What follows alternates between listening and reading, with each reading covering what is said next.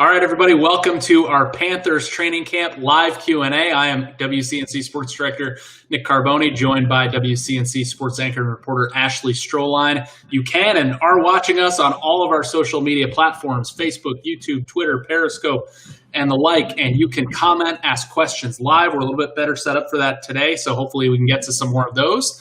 And Stro, I'll get right into it. We are less than 3 weeks away from the Panthers' first game. That seems crazy. It was just last week that the Panthers and the rest of the NFL put on pads for the very first time. So, this is sneaking up on us quickly. You were at training camp practice yesterday. We kind of go on an every other day basis as a station for obvious reasons, just not wanting as many people in the facility as normal. You've been more than me. What did you notice yesterday at practice? Well, I got to be honest. I texted you while I was there, and I said, just sitting here looking at an empty field because they did a lot of stuff inside the bubble, but we could hear the energy, even though we were waiting for them to come out, and you could just, tell, they were really into it. We could hear Coach playing music, the guys yelling and cheering each other on, and then when they did come out to the field yesterday, it was more of just kind of going through some drills, one-on-one stuff versus getting a little glimpse at them going 11 on 11 and seeing a little bit more of that game day feel. But, typical stuff. To be honest, when they came out, I was like, gosh, things must have been tough in the bubble because everyone just had a good 2-minute breather where they didn't do much of anything. So, but yeah, just a normal day at practice. You got the big show tomorrow. You get to go inside the stadium for practice. So yeah, I don't know if I'll be in the stadium after tomorrow night. We just don't know how that's going to play out for media, for fans. But yeah, tomorrow night, Wednesday night, the Panthers are going to have a night practice at Bank of America Stadium. And since it doesn't look like they're going to be able to do Fan Fest this year, they're going to live stream that for fans, have in-practice interviews and such. And we'll have coverage live. And I hope it's as beautiful as it looks right now on the weather camera from Bank of America Stadium. We'll have coverage live ahead of time and obviously post-practice coverage afterwards. We know the quarterback is going to be Teddy Bridgewater unless, God willing, and he doesn't, nothing gets in the way of that. But backup quarterback, QB2, you've been digging into this battle this week. So what have you heard about these two guys? Will Grier, we know a little bit. PJ Walker, the newcomer.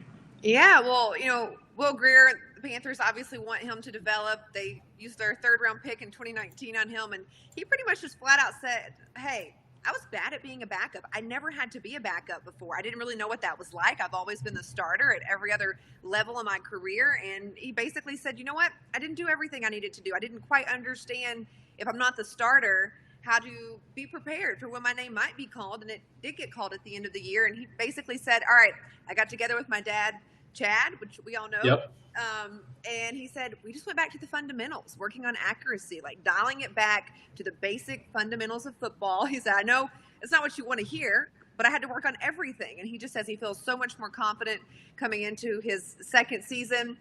He understands, Teddy is the starter, but Teddy's had quite a journey. And that's kind of been inspiring for him because Teddy was the backup last year in New Orleans for Drew Brees and then got to go out there and play, and he was ready. And basically Will's like, okay, I get it. My number can be called at any time, and I have to be prepared for that this season.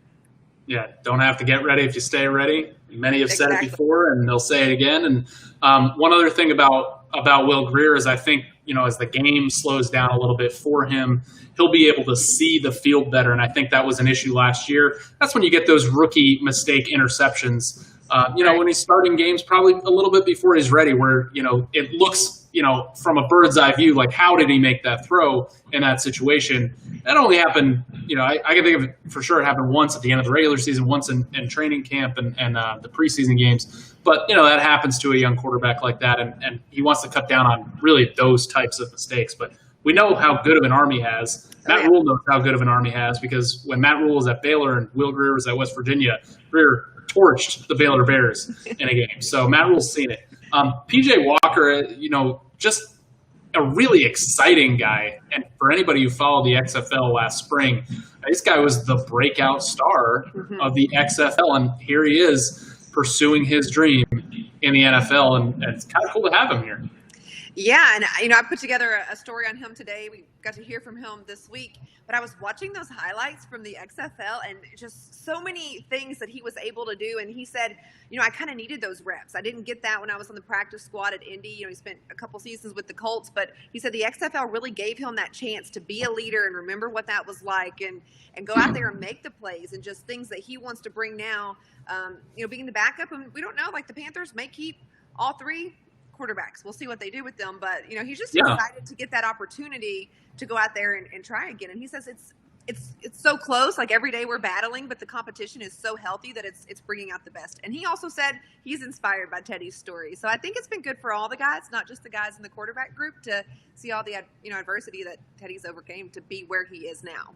Yeah, and Panthers have kept three quarterbacks in a lot of other years, but certainly with a pandemic, and you never know who might just have to sit out a weekend. It's good to have three, and you can make one inactive on game day. Matt Rule says that quarterback 2 race is tight. I think it's probably going to lean towards Will Grier as we head into the regular season, but we'll see. P.J. Walker is a guy that can make a lot of plays, especially when things get off schedule, and there's a broken play, a bad route, a busted play, and he can make something happen. Oh, yeah. Talking about making something happen, Jeremy Chin, the second-round draft pick, safety out of Southern Illinois University.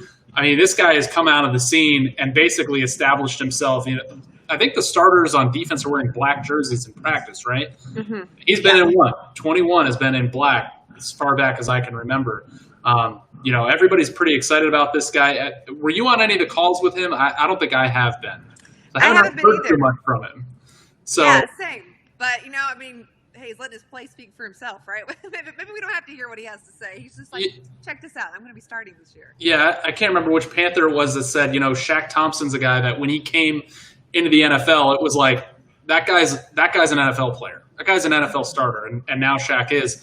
Obviously, he would have been back then if it weren't for Thomas Davis and Luke Kuechly. But that's how other players feel about this kid, Jeremy Chin. And, we see in the league that all these tight ends are getting paid. Travis Kelce and others, those are the guys that create mismatch nightmares for defenses. Matt Rule hopes Jeremy Chin is kind of the solution to those nightmares because he's a defensive back, but he can cover those big tight ends. So thought that was interesting. Matt Rule saying today, if the season started today, which, for all intents and purposes it does, there's no preseason games. The season starts in 2.5 weeks. He'd be the starter. So he's going to play a lot, if not start every game. And Brian Burns, when we heard from him a few weeks ago, he basically said, I want these guys to know you can come in as a rookie and be a starter. It's all about your preparation, your mindset, your confidence. And he said he kind of talked to the younger guys, even though it's just his second year, but kind of expressed that. And I think maybe Jeremy Chin was listening to him, right? Absolutely. And Brian Burns is evidence of that too. And there's going to be rookies starting on this team no matter what. That's for sure. All right. Not a rookie, a guy that's from here though, Justin Burris, defensive back, grew up in Raleigh, went to high school there, played at NC State. He's kind of been a few places in the league, really came on last year and had his best professional season with the Cleveland Browns, making 9 starts towards the back end, having a couple interceptions and a sack. He's somebody that Matt Rule's really, really liked in camp, not just with his ability, but his general attitude. And you had the unique opportunity to talk to Justin right after he signed the free agent deal with Carolina.